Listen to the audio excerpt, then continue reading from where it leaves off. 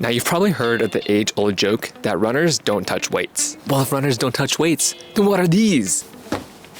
But on the contrary, strength training is probably one of the most important things that a runner or athlete can incorporate. Things like getting injured, having sloppy form at the end of a race, or just feeling weak during a long run are all things that can be fixed with a simple strength routine. So today, I'm going to take you through my current strength routine that helps me prevent injuries and get stronger overall as a runner. Now, before we get into it, I've seen that over 90% of you who watch my videos haven't subscribed yet. And if you don't subscribe, how are you going to see a completely average runner transform their running career into a sub-elite, elite kind of guy? So make sure you hit that subscribe button and follow along to see my running journey. And before I begin, I do want to say that I am not an expert, I am not a professional runner, I am not a professional coach or strength trainer. I'm just doing what works for me, and what works for me may not work for everybody. So if something you hear in this video doesn't sit right with you or doesn't work for you, then by all means, do what works best for you. So what is my strength routine? Well, since my half marathon, my lifting schedule has actually been super inconsistent, but since my priority this year has been running, I've always tried to get at least 2 lower body days in. Now, my first focus of each day is to get a big, heavy compound lift in. So for me, compound movements are kind of the bread and butter of my entire strength routine in order to target different muscle groups. For me, that's going to be squats, deadlifts, hip thrusts, or front squats. And the purpose of these compound movements is to get the best bang for your buck. So on one day, I'll choose to hit either front squats or squats to hit the front side of my legs. On the second day, I'll choose to hit either deadlifts or hip thrusts from a booty. Shake your booty.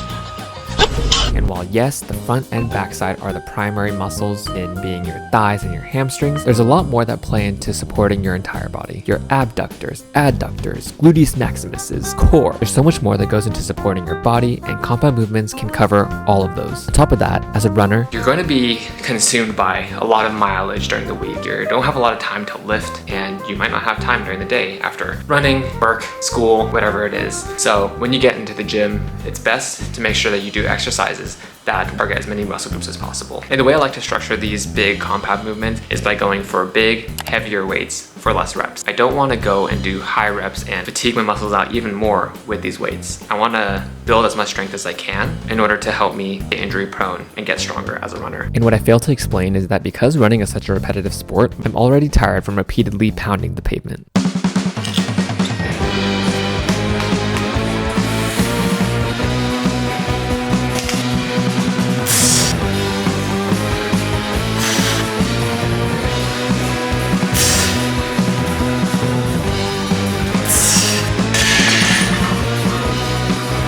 Oh my God, okay. I just took some pre-workout and I'm feeling itchy. It's hitting me. All right, 2 more sets.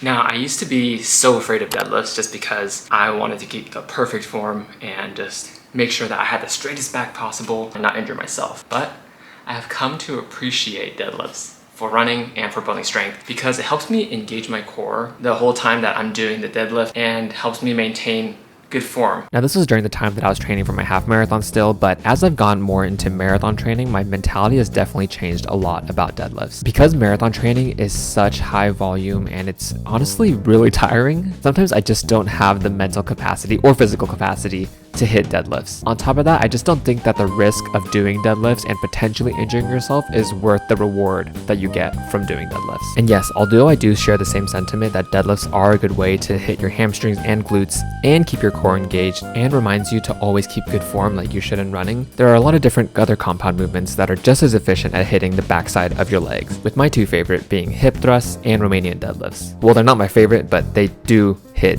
the backside well. What? Now, after these big compound movements, I'll typically add a secondary strength building exercise to kind of counterbalance whatever I didn't hit yet. So on the days that I do squats, I'll do single leg RDLs to hit the backside, and on the deadlifts or hip thrust days, I'll do Bulgarian split squats to hit the front side. Now, the second focus of these lower body days is running specific exercises. Now, these really aren't to build massive strength in my legs, but it's more so to build stability for my running. So these will typically involve single leg moves like like hip flexor raises, Copenhagen holds, bent knee calf raises, single leg calf raises, and an abductor machine or exercise to hit those abductors. Now the second part of my strength routine is upper body. I personally do like to do at least 1 to 2 exercises of upper body. Doing upper body doesn't necessarily benefit me in my running journey in any way, but it definitely helps me feel healthier as a person throughout my day. So I like to focus on 2 push exercises like chest, triceps, or shoulders, or 2 pull exercises that focus on my back, biceps, and rear delts. Now all of this is important, but what if you don't have a gym membership or you just don't have enough time to go to the gym? Well, there are a lot of running specific exercises that you can do at home to help prevent injury. So to show you a few, here are some running specific exercises from my PT. Strengthening your muscles over time, even without any weights, will help benefit you in the long run to prevent injury and help you get stronger as a runner. Because what I learned from my PT is that running is a repetitive sport, and if you have a slight weakness or a slight imbalance somewhere, that can add up over a mile or 2 miles or anywhere up to 10 miles, and thus why it's important and really helpful to strengthen your muscles even without weights. So if you don't have time to lift, then here are a couple of exercises that I like to do to help me either before my runs to warm up or after my runs to strengthen my body. Now the first area of weakness that I found for myself has been my calves and my posterior tib in specific. So doing things like calf raises while squeezing a ball with your ankles, bended knee calf raises, and single leg eccentric calf raises can really help my calves, posterior tib, and Achilles feel better over time so that eventually I don't have any more pain. Now a second area that I found has really exposed me during my running and shown me how weak I am are my hip flexors and my glutes. So doing exercises like clamshells, leg lifts, balanced runners, banded marches, side plank with marches, lunges with internal hip twists, or glute bridges are all really great exercises to help target your hip flexors and your glutes. And if those exercises are getting a little too easy for you, then you can always invest in a resistance band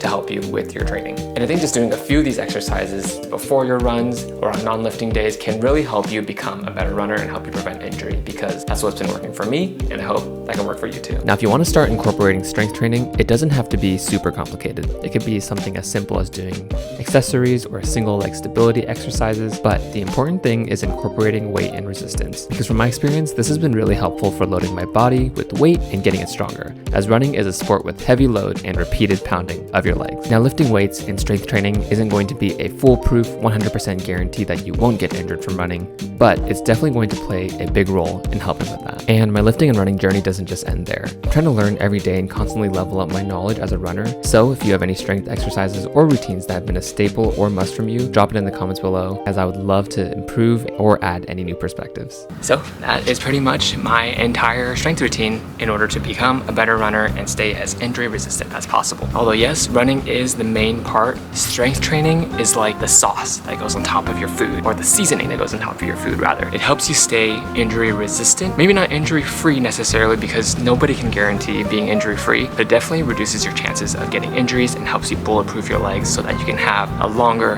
better running career and a more fun running career. If you guys enjoyed this video or you found it even remotely helpful or entertaining, go ahead and leave a comment down below about what you liked about this, what you want to see next. Also, don't forget to like, subscribe, and with that, I will see you guys for the next video.